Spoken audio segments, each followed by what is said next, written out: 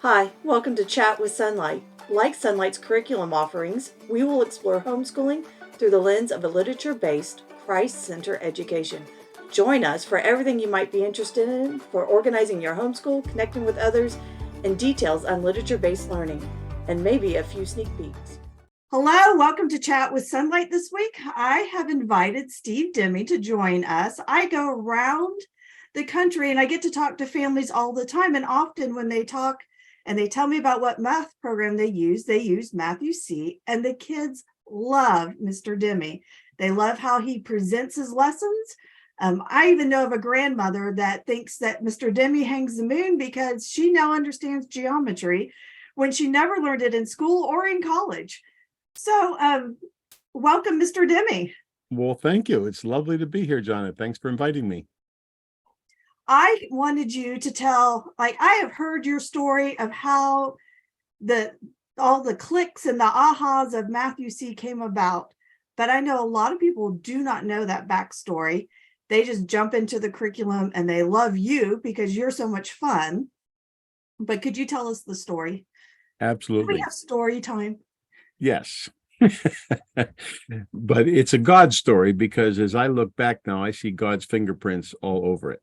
So I graduated from seminary and got married the next day.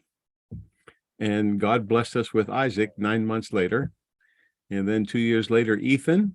And then Joseph, 2.5 years, another 2 years, John joined our family. Our first assignment as a family, though, before we even had the children, was in Georgia at a small church where I was the assistant to the pastor and the youth guy. Because I'd always liked working with young people. So immediately upon my conversion, I became a Sunday school teacher, youth leader, etc.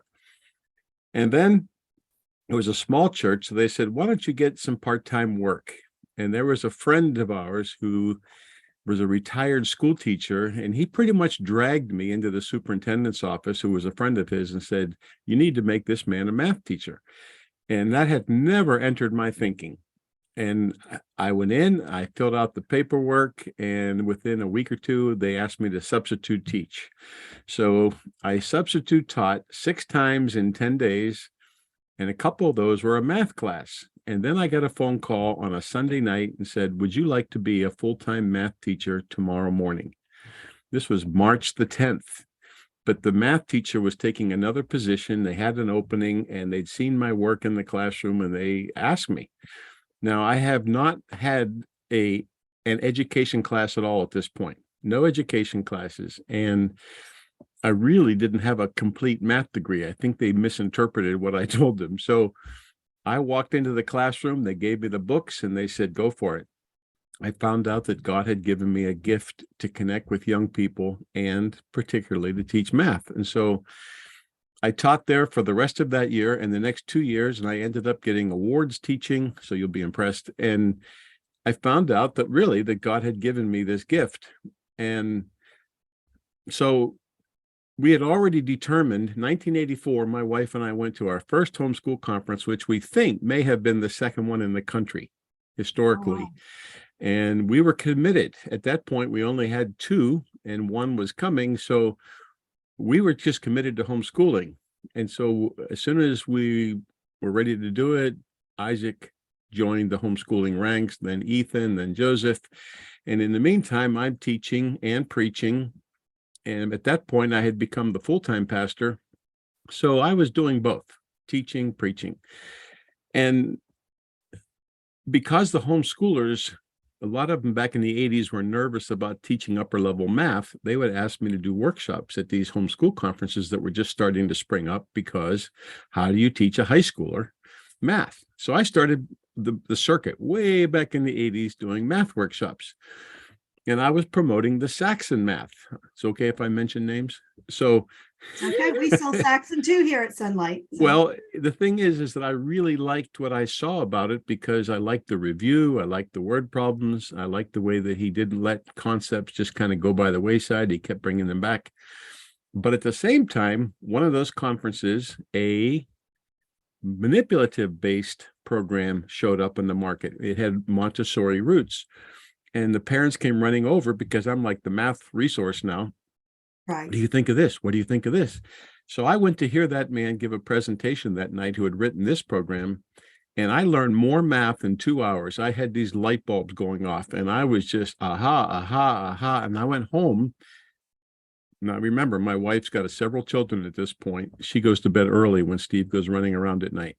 So it's midnight. I walk in the door and I turn on the light in the bedroom. I throw these blocks on the bed. I said, wake up. I have to show you how to factor trinomials. I mean, I was pumped because I'm teaching this in school, but the kids didn't understand it. But when I was able to show people with these blocks, then the light bulb would go on. And in the morning, Ethan, who's now CEO, and Isaac, who's on the board and research, they were 7 and 5. I taught them how to factor trinomials, and they got it.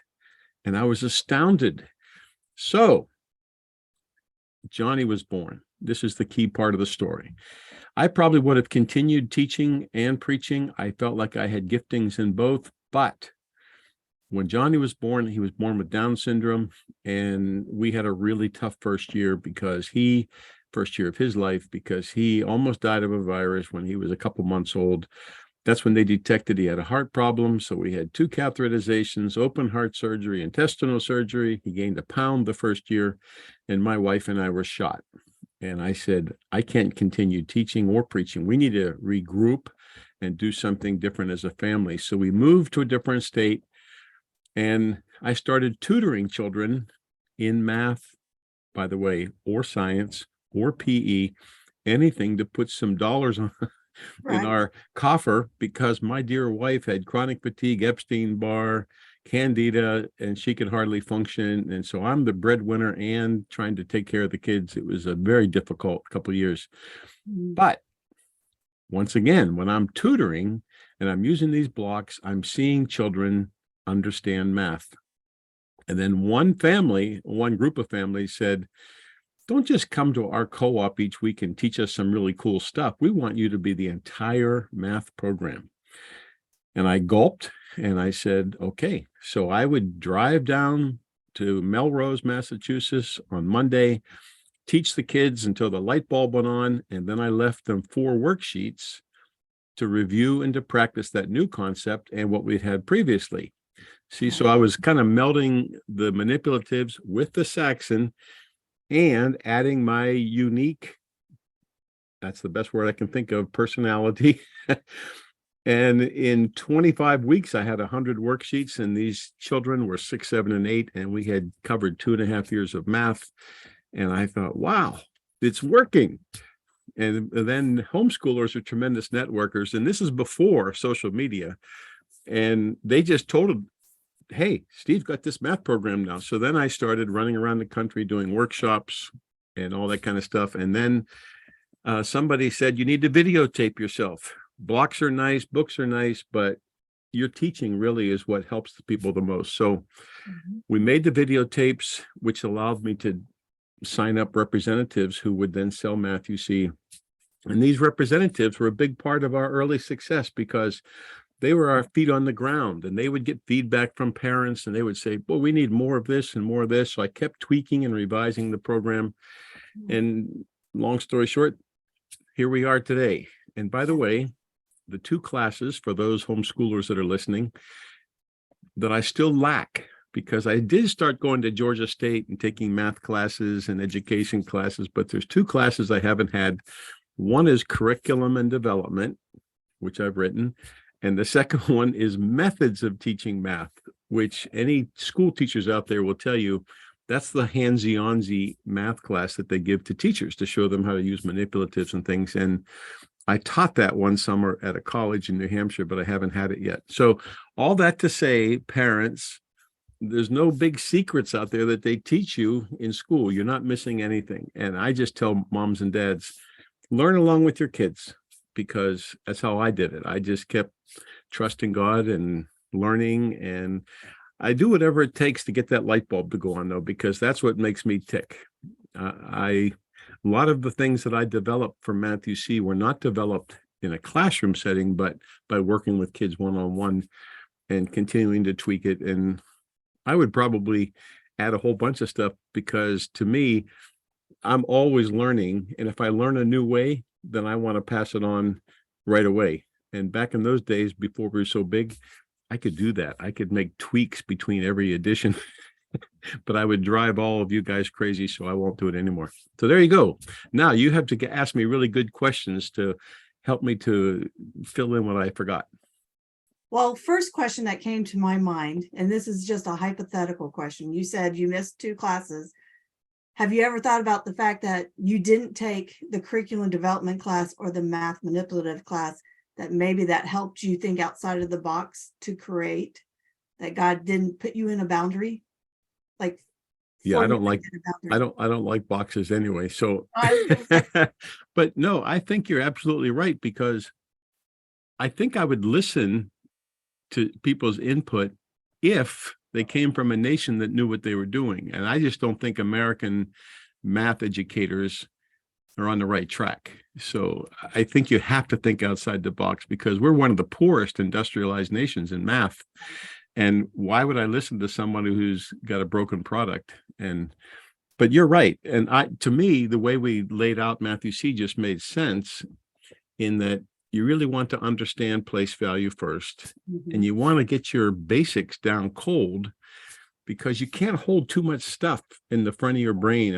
I've had people explain this to me, but I think you have to have your facts mastered, so then you can focus on concepts without having to think about the fact and the new concept and stuff. So it just made sense to me. But again, let me explain this.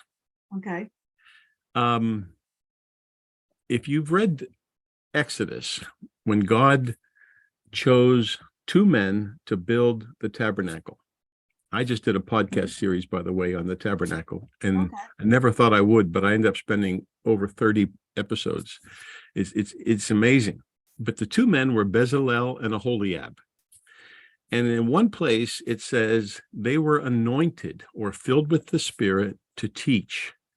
So they didn't do all the work themselves, but God had anointed them to help others to come alongside and do the brass and the work and all the rest. And God showed me that one time. Says, Steve, this isn't your business. I gave you this ability, and it's your gifting by the Spirit that helps you to connect with people and to make these videos and stuff. So I see God's fingerprints all back and forth in how we created the program, how we made our own blocks, the whole package. So tell me, I have 2 questions in my head.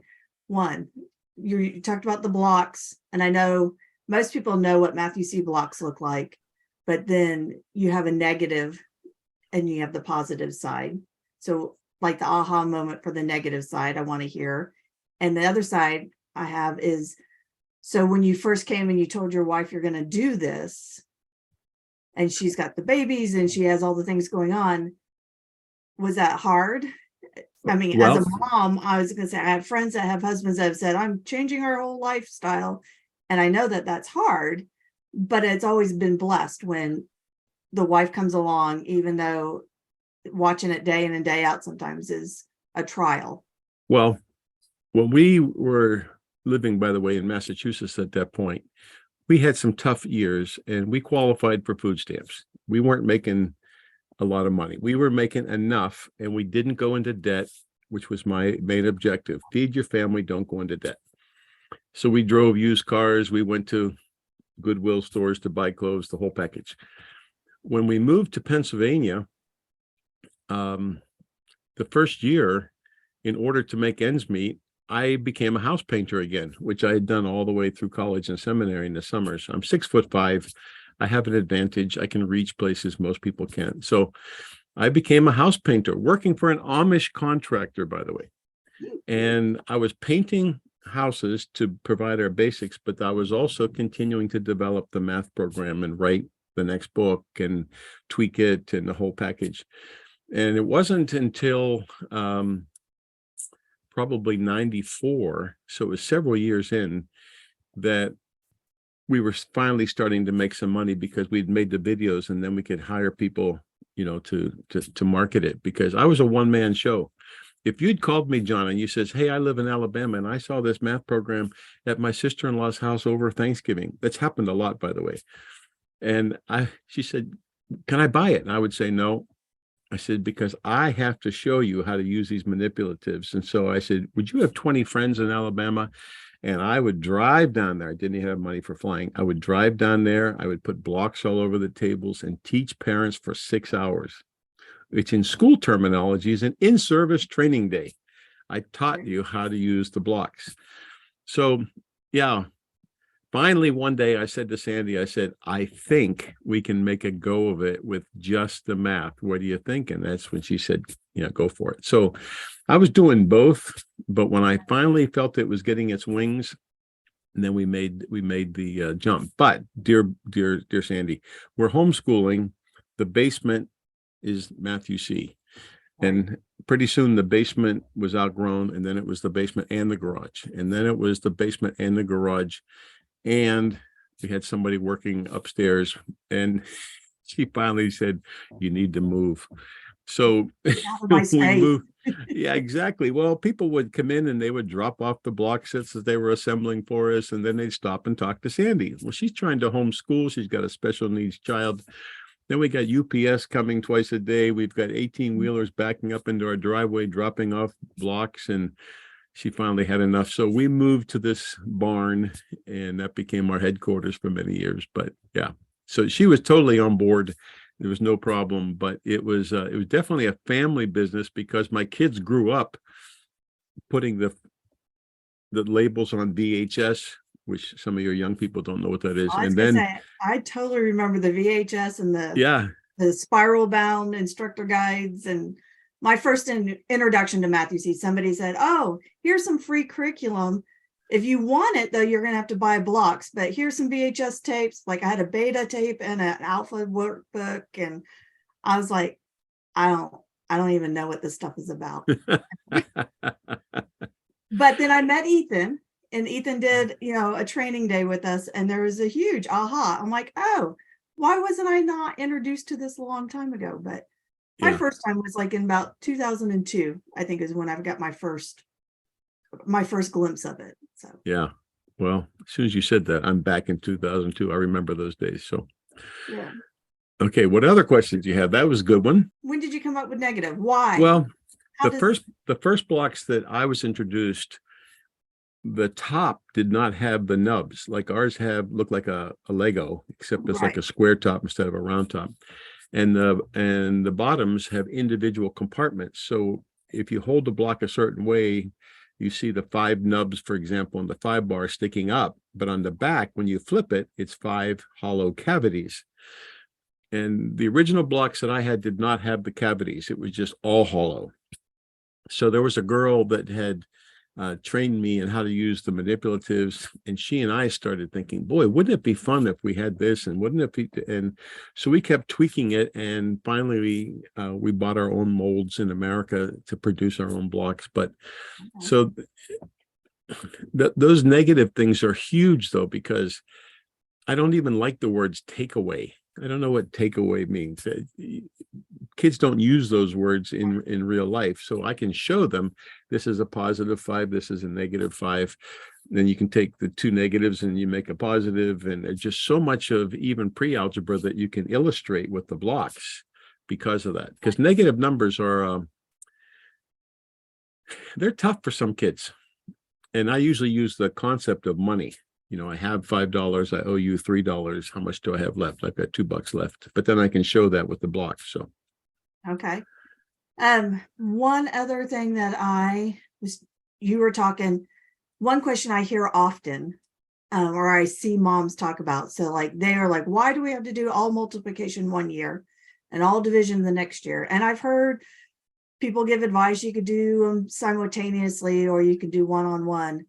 But then the next question usually is, and why do we have to do all these exponents and stuff in the multiplication? And I think I've heard your answer before, but I thought I'd let you give the answer here for these. Okay.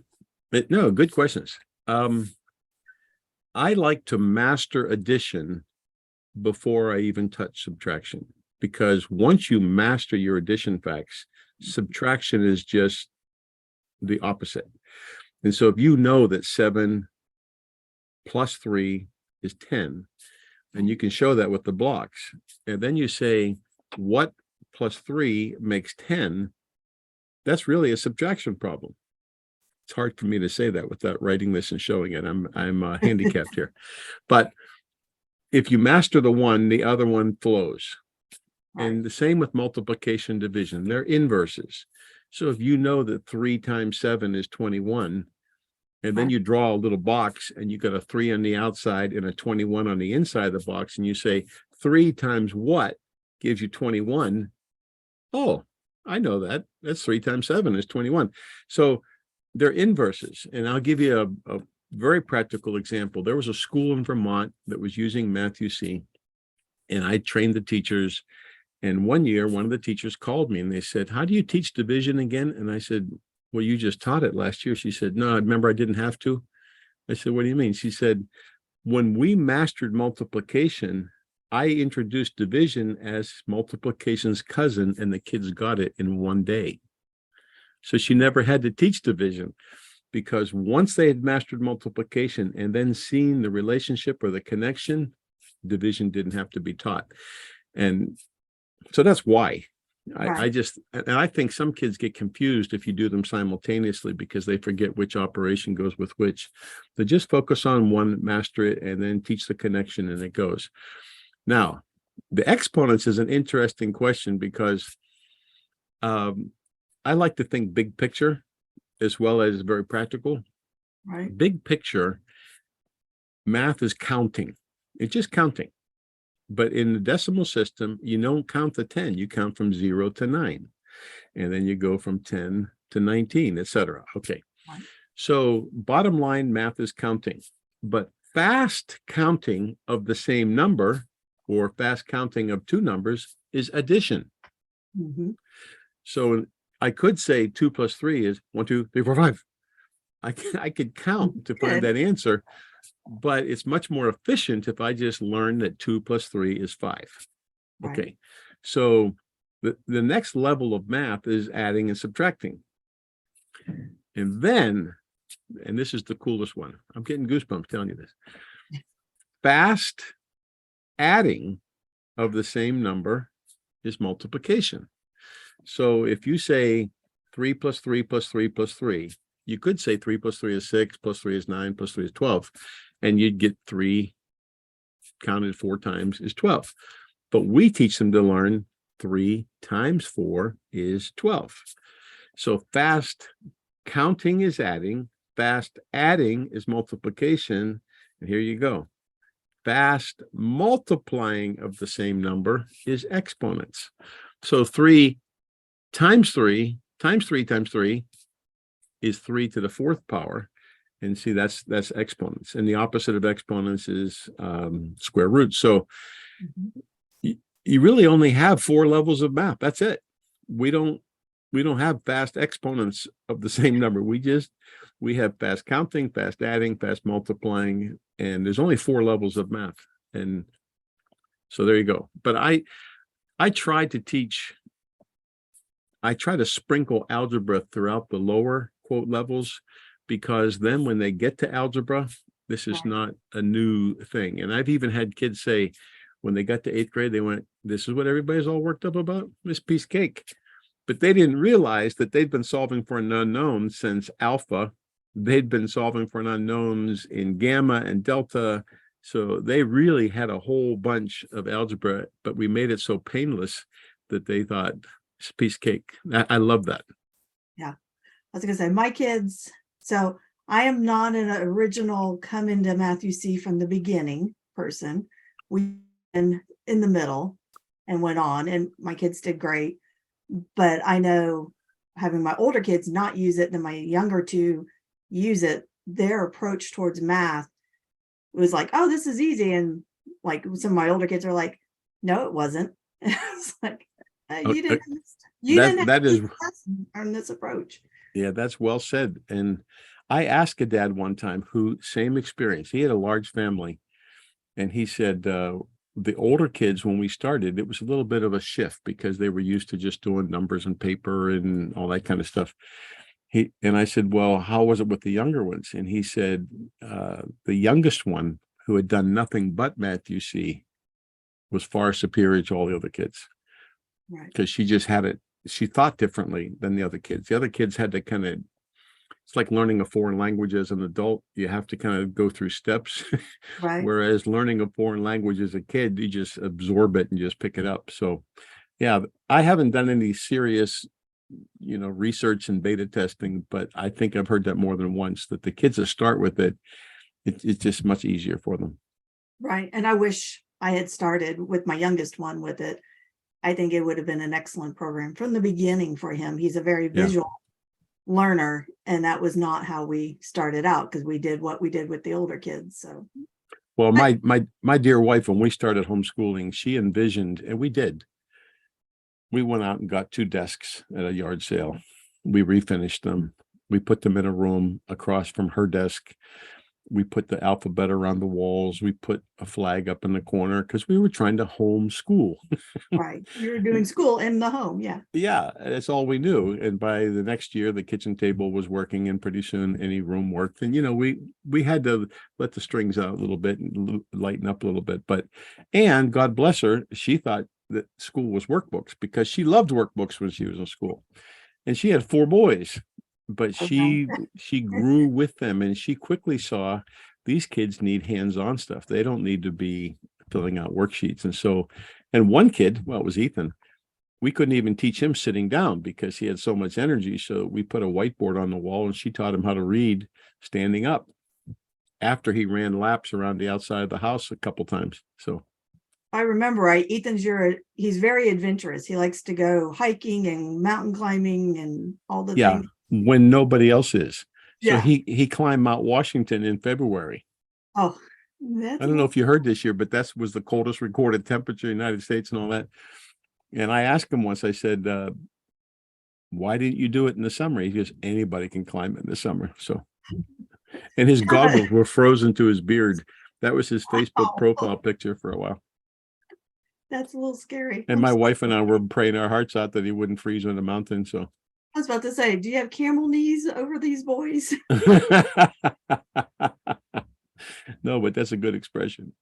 Yes, I use it often. That's about how I have to approach life. Is I got camel knees. I'm good. If you had one advice to give to a homeschool family starting out, which you've been a homeschool family starting out, doesn't have to be about math, what would be your biggest advice to a family?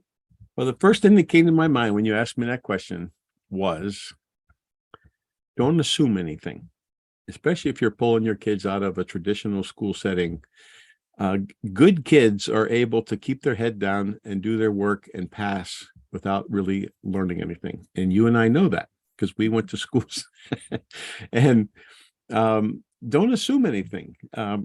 Find out where the holes are, especially in math. If a child struggles with multiplication, division is going to be a nightmare. So find out what they know and start there. So take some time, first of all, just to assess them. Just work with them. Don't feel this pressure to whatever. Just take some time, get to know your kids and find out what they know, and then start there. And remember that you're a tutor. A homeschool parent is not a classroom teacher. They're tutors. And tutors, the first thing they do is find out what the kid knows, and then they start there and they move at the child's pace. They don't follow the curriculum. They make the curriculum follow the kid. And that to me was a major paradigm shift, having come from being a teacher and having grown up going to classes. No, yeah, you're a tutor, and tutors move at the child's pace. And so it's really child oriented. So that's probably my biggest piece of advice. And do a lot of praying. Great, your camel knees. Yeah, amen. Well, Steve, I thank you for joining me today. If you have questions, listeners, and you want me to pass this on to Mr. Steve, I will. He can give me the link to his podcast about the tabernacle, so I could put it in our comments so that if you're interested in hearing his podcast on the tabernacle, we can just reference it. I have 350 podcasts. How you like that? Did you wow. know that? No, I did not. No, this is my 10th year of podcasting. I try to do one a week, but you can go to buildingfaithfamilies.org, and that's my website for books I've written for families and A lot of free Nice. resources, podcasts, all kind of stuff there. So Building Faith Families, and you can email me just sdemme@demmelearning.com if they have particular questions. Okay, that'd be great. And I know I've read your books, your Building Faith Families books, but it's very encouraging and very uplifting, very convicting at times. And I appreciate the work that you put into that book or Well, those thank you. books. Just let us know, comments. Just know that Sonlight is praying for you families. We pray for you too, Mr. Steve. Thank you. That, we look forward to seeing you again next week. And I'll see you at conventions. Yeah. So can I close in prayer? Yes, you can. Thank you. You're welcome. Father, thank you for this time. And thank you for all the ways that you've led our paths. It looked circuitous when we were going through them, but now we look back and we see that you were faithful over every aspect. And bless the families that are listening today. Give them fresh courage and fresh hope. And bless the kids. We know that our families are under attack in our country and all around the world, but we ask you to deliver us from evil and give us what we need, our daily bread. In Jesus' name, amen. Thank you for joining us today. Do you have an idea for a podcast topic, or do you want to chat with Sonlight on an upcoming episode? Email us at connections@sonlight.com.